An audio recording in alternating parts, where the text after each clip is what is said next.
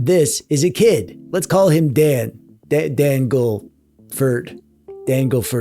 Dangleford likes stuff that kids like. He likes candy and non-diet pop, pizza and mac and cheese. He likes to show you the trendy dances the kids are doing. He uses slang that you have to Google to find out what it means. And he likes video games, of course. Just like you did when you were a little Dangleford. Let's give him some retro games and see what he thinks. Here you go, Dangleford. Enjoy this retro handheld full of retro games. These games suck. They're too hard. There's too many of them. They look old and stupid. I hate them. Dangleford, I'm trying my best here. You're not my real dad. I could be, if you'd let me. Dangleford.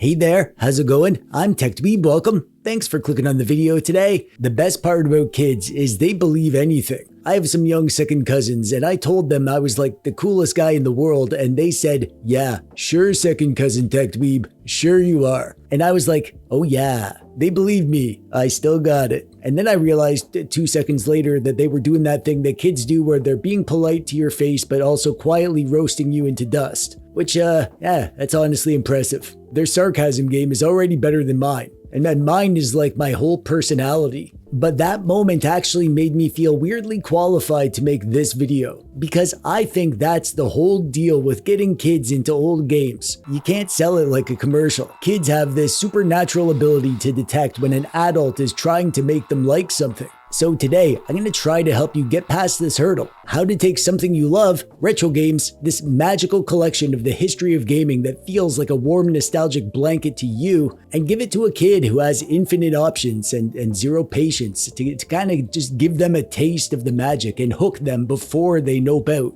So let's talk about how to get kids into old games without bribing them. Too much.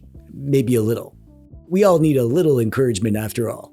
Before we get into my practical tips and tricks for getting kids to enjoy old games, we need to talk about how they're going to actually enjoy those games. You can do all sorts of things, put games on their phone. All kids have phones now, so that's like the easy, cheap option. Or if they have a computer, you can just put some games on there. Or you could give them something like a little mini retro console with a controller. But in my opinion, by far the best option for something to give to a kid to get them to enjoy old retro games is a handheld, obviously.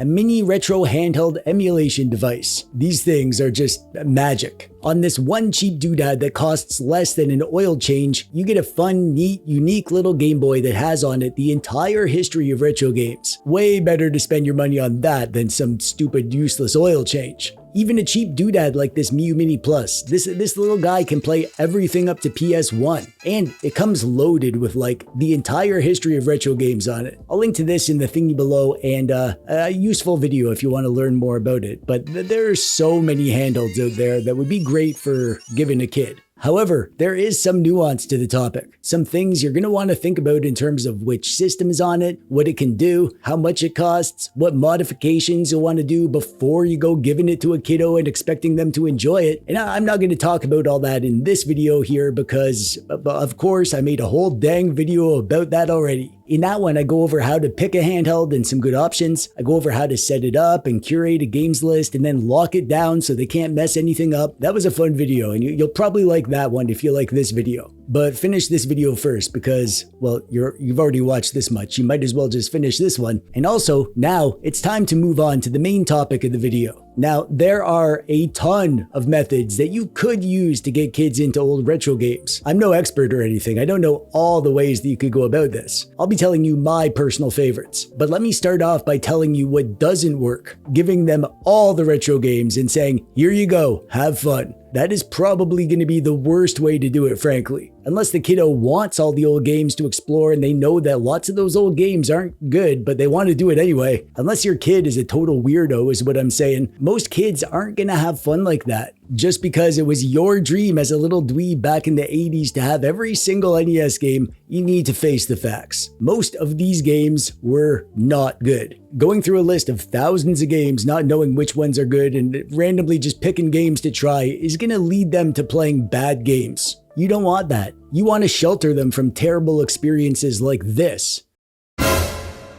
So you're gonna want to curate a list of games for the kid. And please take my advice when I tell you this, start small. No need to give them everything you ever wanted them to try right away. If you have access to this kid beyond just giving them a handheld once, then you can always come back at a later time and load up more games once they have some buy-in with the process. So give yourself some restrictions in what you put on the device. I'm going to suggest that you pick only the most important influential systems like arcade, NES, Super Nintendo, the Game Boy systems, Atari, Sega Genesis, PS1, and N64, and that's it. Stick to a small handful of the most important retro systems. And here's the hard part. You need to pick 5 games from each system.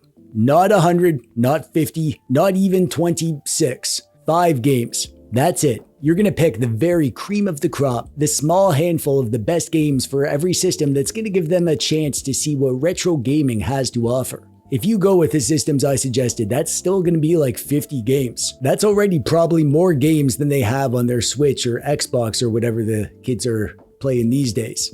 As for which games you're going to pick, I'm going to give you a few approaches, and you probably want to do a mix of these, a little smattering of games that cover a bunch of different kind of themes. These games are just your gateway drugs to help them understand that old games are worth their time. Let's start with the classics, the hard-hitting classic games that everyone loves. Don't put on some obscure hidden gem or that weird game that you liked as a kid but nobody else did. Go with the legendary best games. We're talking about putting on some Mario, some Donkey Kong, Zelda, Sonic the Hedgehog, Crash Bandicoot, Ninja Turtles. You're showing them the history of retro games, so pick the ultimate quintessential retro game franchises. And just one of each. You don't need to give them Donkey Kong Country 1, 2, and 3. Just pick one and give them that. There's no wrong answer there. If they love it, they'll come back for more and you can give them the rest. If not, they won't. But at least you won't overwhelm them with choice before they even get a chance to try some stuff. Of course, one of the reasons that we do this, to give kids retro games, is to teach them about the history of gaming. It's like watching an old black and white movie or reading books written by dead guys. We need to learn about how things were back in the olden days so we can understand why what we have today is amazing. So pick a small selection of the most important older games. Asteroids on the Atari, or the original Mario Bros on the NES, or Tetris on the Game Boy. Give them some of those old classics that represent important milestones in gaming.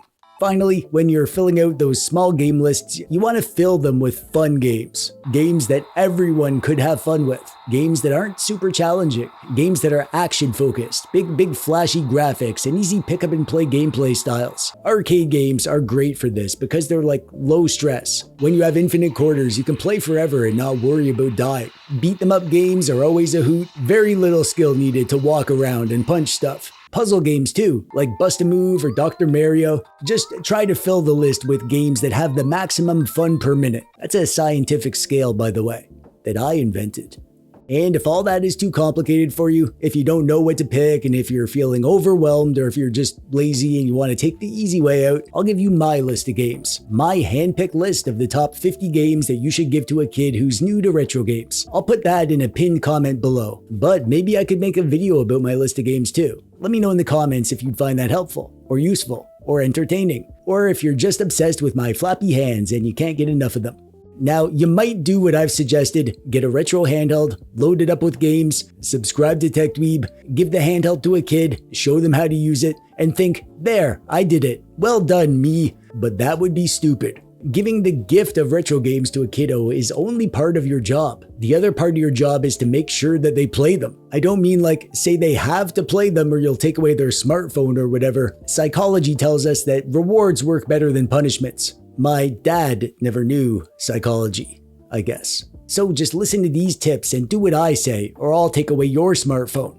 My first tip for this is to come up with some sort of challenge for them. Let's call this the Daily Retro Game Quest. Lay out a bunch of quests for them to do, a different one each day for like a few weeks. Nothing too complicated. Something like get all the Kong letters in level 1 of Donkey Kong Country, or beat level 1 of Pac-Man, or find one of the hidden areas in the first level of Sonic the Hedgehog. You can lay out a calendar with a different challenge each day, and if the challenges are short and easy, there's a chance that they'll actually do them. Tell them that you'll check in on them at the end and see how they did. And if you want to sweeten the pot with a little bribery, hey, that's up to you. Maybe you'll take them out for pizza if they do all the challenges, or most of them. Or maybe you'll buy something for them at the end. Take them out to pick a new stuffy or something. Some sort of reward for doing the thing that you asked them to do will go a long way once your list of challenges is done. Hopefully the reward will be enough to pull them through, and they'll have a good time and be eager to do the next set of challenges. Hopefully, once you get them hooked, they'll come begging for more.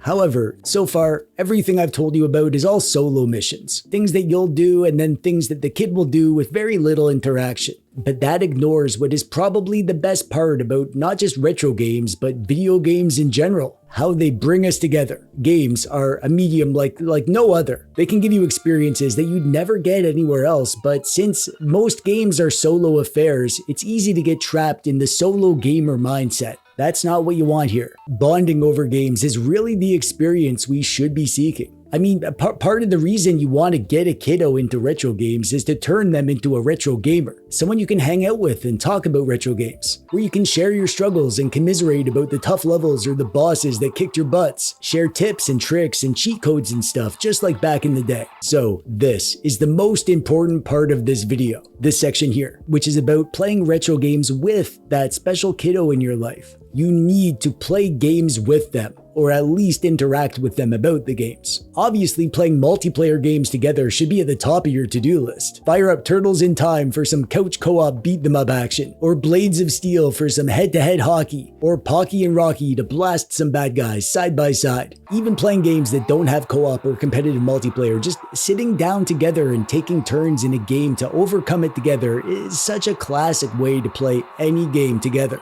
Heck, why not turn it into a wholesome drinking game? Every time either of us dies, the other takes a shot of root beer. Bonding together over a retro game is really the best experience that a couple of retro gamers can have. But even if you're not together for the game all the time, that doesn't mean you can't play together. What about if you pick a game of the week and you both play it at the same time? And then at the end of the week, you can call each other up and chat about the game, talk about what you liked and what you didn't, talk about if you want to continue playing that or switch to something else. You can even take turns picking the game. That will encourage the kiddo to look through the games and try them out and find the games that they want to play for your Game of the Week club. This is basically like a little mini version of the Dusty Game Society, if you think about it. The Dusty Game Society, that's a retro gaming club that I run for my patrons, and it's sort of like a book club for retro games kind of thing. You can do that one-on-one with your little retro gaming buddy. And finally, when it comes to sharing the games we love, here's the thing. Love isn't a one-way street. It's not fair to just shove the games you love in their face and say, play my games because I like them, and not offer the same respect to them in return. I bet the kiddo in your life has a ton of games that they're into.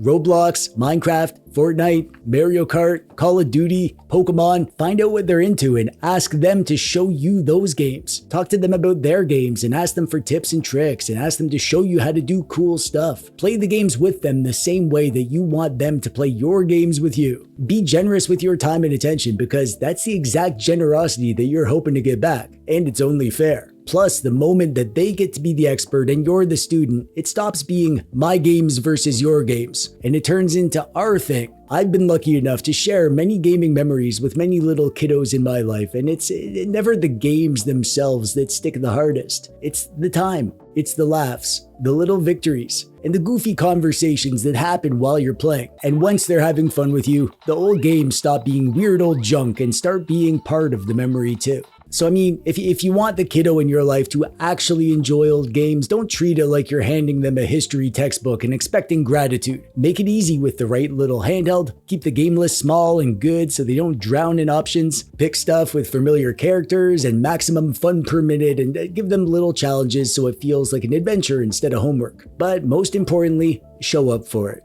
Play with them.